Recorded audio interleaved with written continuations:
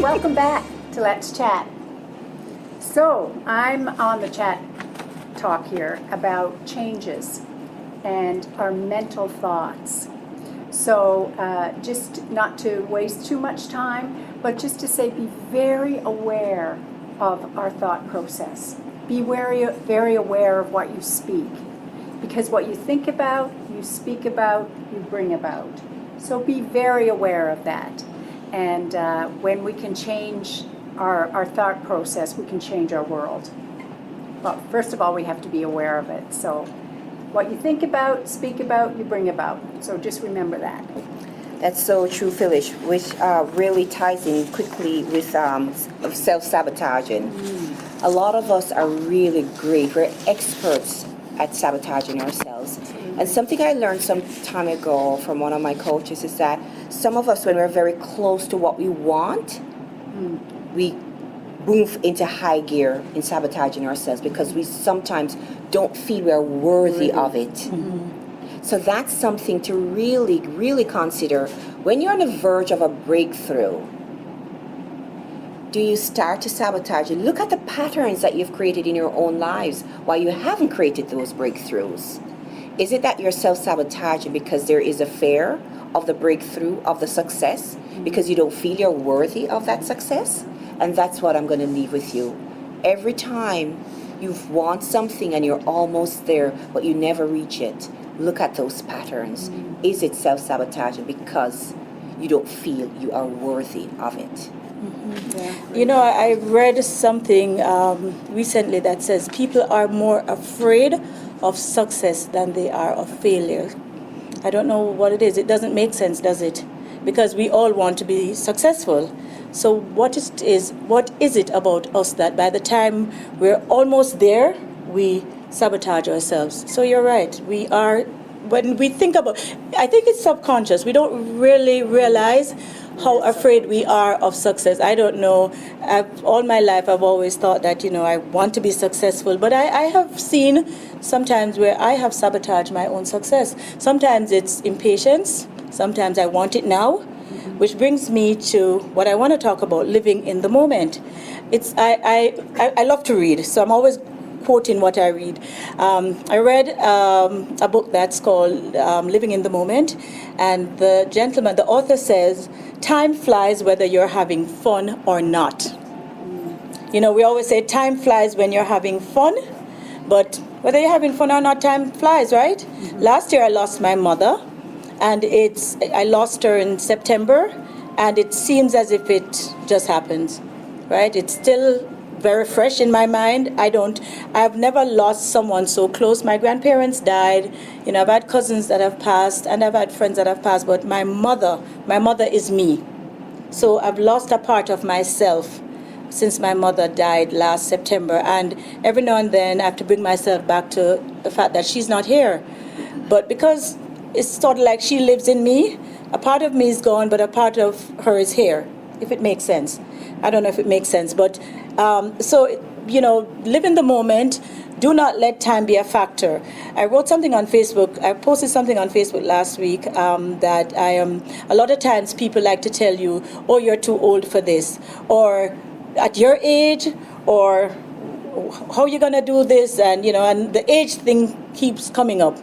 Now I passed 50 a few years ago, and to be honest with you, so what? So what? You know what I mean? Life begins at 50, and 50 is the new 30. It's not even the new 40, it's the new 30. The only thing that reminds me that I'm 50 every now and then is that knee thing. That knee thing that I'm struggling with. But Ryan, you're gonna have to fix it, okay? You have to fix it soon. But and you have to find joy in everyday life. Just find something to be happy about. I mean, I'm not into the complaining. In fact, I have decided to move away from the complaints department. So anybody with complaints, see you later. I really don't have any time for it. Because some people will, and guess what, when you complain, who listens anyway? They can't wait for you to shut up. You know what I mean? They're hearing you, but they're like, oh, blah, blah, blah, blah, blah, So, and just keep on doing the things that you desire to do. Just keep on doing it. As Dorothy says, we sabotage ourselves. Just keep on doing it. It will happen. This is our 5th show. We had 4 shows before, but this is, for me, this is a learning curve. This is part of the process, part of the growth. And this is our coming out show. We're coming out. We're coming out of the closet. We're coming out. And the last thing I want to say about this is take care of your spiritual health. It's not about religion. It's not about which God you serve and who you consider to be God, whether it's a he or a she or a shim. I don't care. But take care of your spiritual well-being, because we're all beings, human beings, and we're all spirits. So take care of your spiritual well-being. Don't allow anybody to cloud your thoughts or come into your space and invade your space with negativity. Just take care of your spiritual well-being. If you don't like the company you're in, leave. You don't even have to ask excuse anymore. Those days are over. You just get up and leave, right? Be bold like DT. God, I don't want to call that name. Anyway, at this point, we would like to invite, we have 2 wonderful business guests. Well, these are people who are doing things and they're making moves. And one person who is making moves is Ryan Couri. He is a wonderful, you see, okay, you will see him. So let me. Ryan is a personal trainer. Ryan, you can correct me if I don't get it right. Come on up, Ryan. Let's welcome Ryan. I'll let him talk about himself. So welcome again, Ryan. We spoke with Ryan last year, and we had a wonderful conversation. We did. And he told us how to get our bodies in shape. You see Ryan? See Ryan? He's a real deal. Okay, Ryan. So, Ryan, I'm going to ask you to just share with my audience. Well, as she said, my name is Ryan Couri. So I own a personal training studio in Oakville.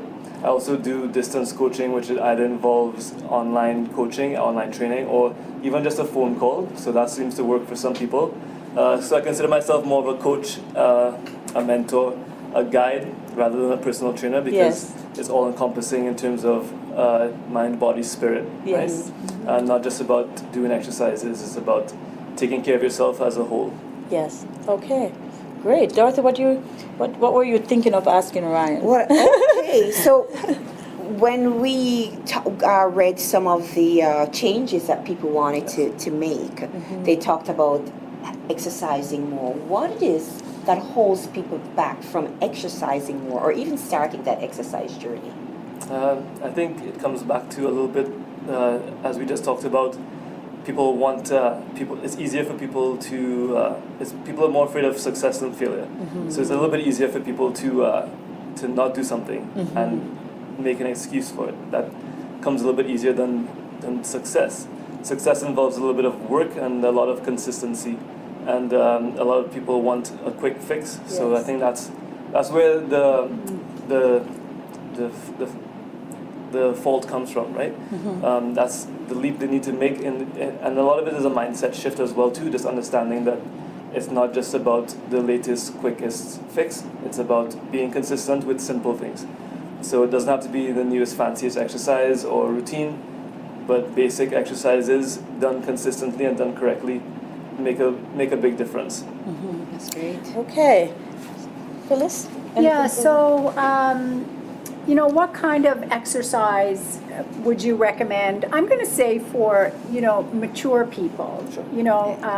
like myself, I don't want to look like a chiseled person, but I just want to be healthy, and to do things that will serve a mature person. Just remember, as Charlene just said, age is just a number too, right? Yes, So- exactly. So for a more experienced person, basic exercises like squats, that would be applicable for anyone really. Okay. Squats involve the legs, the butt, even your core as well too. So a lot of basic daily functions involve squats. So sitting, standing, sitting down on a couch, getting up.